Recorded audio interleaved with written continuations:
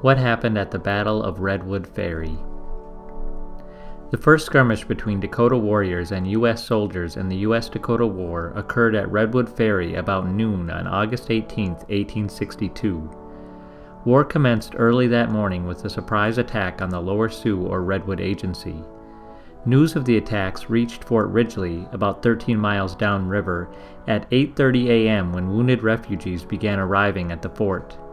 Captain John S. Marsh, then in command at Fort Ridgely, decided to take 54 men, interpreter Peter Quinn, and 1 day's rations toward the agency to investigate. They departed the fort at 9 a.m. Along the road to the agency, the soldiers encountered many dead bodies of civilians who had recently been killed.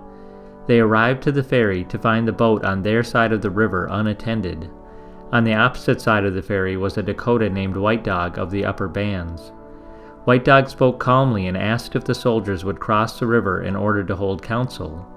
But when Captain Marsh asked White Dog about the ponies he had seen on the bluff, White Dog opened fire and the Dakota sprung an ambush. After the first volley, nearly half of Marsh's men fell dead. As the soldiers returned fire, they were then rushed from behind.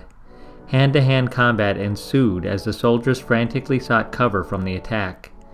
Eventually the men of Marsh's battalion found cover in the thicket just below the ferry, but the Indians continued to fire upon the thicket for several hours.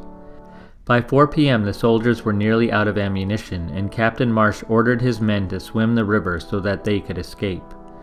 Marsh was the first to enter the river, but when he was near midstream he got a cramp and drowned. The remainder of his men, probably about 20 in number, escaped along the river and eventually returned to the road.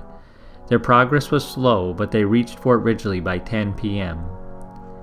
According to First Lieutenant John F. Bishop, 25 men were killed at the Battle of Redwood Ferry. In his personal account of the battle, Bishop states, "Some of the things we saw that day are too revolting to relate. It chills my blood now to think of them."